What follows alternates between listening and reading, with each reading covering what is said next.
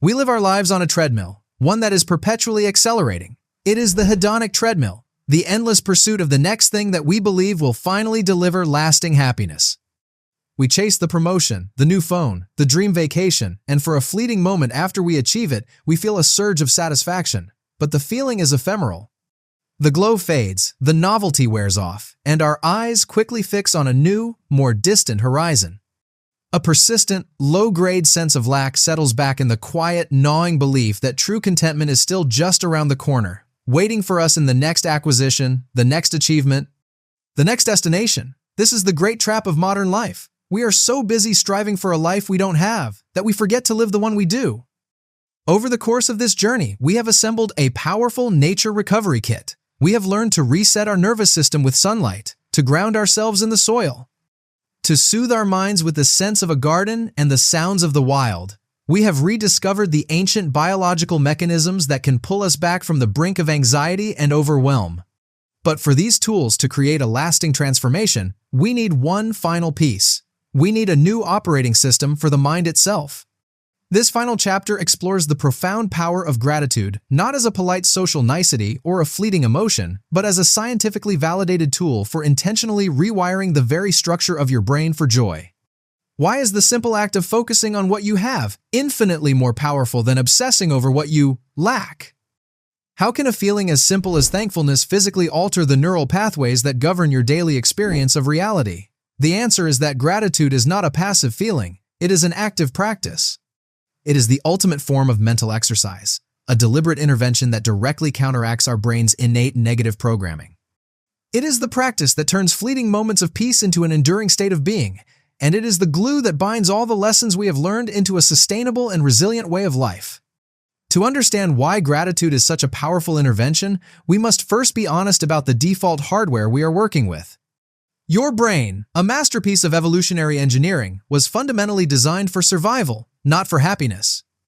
It possesses a powerful and deeply ingrained negativity bias. This means it is like Velcro for bad experiences and Teflon for good ones. It is programmed to scan for, react to, and remember threats, insults, and problems far more intensely than it registers praise, pleasure, or moments of peace. From a survival standpoint, this makes perfect sense. For our ancestors on the savannah, failing to notice a single poisonous berry was far more consequential than failing to appreciate a beautiful sunset. Forgetting the location of a predator's den had a much higher cost than forgetting the taste of a sweet fruit. This ancient survival mechanism is largely orchestrated by a brain network called the Default Mode Network, DM***. This is the network that hums to life when your mind is not focused on a specific task when you're driving, showering, or lying in bed.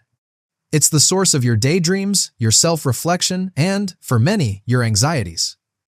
In a mind prone to worry, the DMN becomes a feedback loop of rumination, replaying past grievances and simulating future catastrophes. It is the biological home of that restless, noisy internal chatter. In our modern world, this negativity bias is on hyperdrive, constantly fed by a 24/7 news cycle of crises and social media feeds that often highlight conflict and comparison. We are running Stone Age software on digital age hardware, and it is burning out our circuits. Gratitude is the direct, conscious antidote to this default state. When you deliberately practice feeling thankful, you are initiating a cascade of beneficial changes in your brain's chemistry and structure. It is like activating your own internal pharmacy. The act of scanning your memory for a positive event and focusing on it triggers the release of dopamine, the neurotransmitter of reward and pleasure. It feels good to be grateful, which reinforces the behavior. Even more profoundly, gratitude has been shown to boost the production of serotonin in the anterior cingulate cortex, functioning much like a natural antidepressant. But the effects are more than just chemical. Practicing gratitude is a cognitive act that strengthens specific neural circuits. By consciously searching for things to be thankful for, you activate and fortify the medial prefrontal cortex, the region of your brain associated with positive emotions, learning, and value judgments.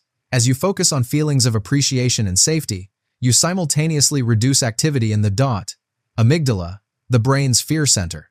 You are, in a very real sense, teaching your brain a new way to operate. You are showing it, through deliberate practice, that it is safe to lower its guard, to stop scanning constantly for threats, and to start noticing the abundance of good that is already present. The true power of this practice lies in the principle of neuroplasticity, the brain's remarkable ability to reorganize itself by forming new neural connections. The adage, neurons that fire together, wire together, is the fundamental law of this inner landscape. Every time you pause to feel a moment of genuine gratitude, you are forging and strengthening a neural pathway. The first few times, the path may be faint and overgrown, the feeling perhaps a little forced or unnatural. But with repetition, you are clearing that path. You are widening it, paving it, and turning it into a well-worn road. Eventually, it becomes a superhighway. Over time, this consistent practice creates a profound and cumulative shift in your cognitive architecture. Your brain, which once defaulted to scanning the horizon for potential dangers, begins to automatically scan its environment for things to appreciate. You start to notice the small kindnesses, the subtle moments of beauty, the everyday gifts that were always there but were previously rendered invisible by the fog of worry. This is the critical transition from not state to trait. Gratitude ceases to be something you do for 5 minutes in a journal. It becomes who you are. Not state. Not state. Not state. It becomes your default lens for viewing the world, a fundamental shift from a mindset of scarcity and lack to one of abundance and appreciation. This is not positive thinking. It is a deep internal rewiring that changes everything. This practice is the golden thread that weaves all our previous lessons together, transforming them from simple actions into profound rituals. You no longer just feel the morning sun, you feel a deep gratitude for its warmth and life-giving energy. Thanks for watching. You've been also been Luff. You don't just touch the soil, you feel gratitude for the miracle of life it nurtures. You don't just hear the bird song, you feel gratitude for the ancient signal of safety it represents. Gratitude infuses every tool in your nature recovery kit with meaning, turning them from mechanical exercises into living, breathing moments of connection.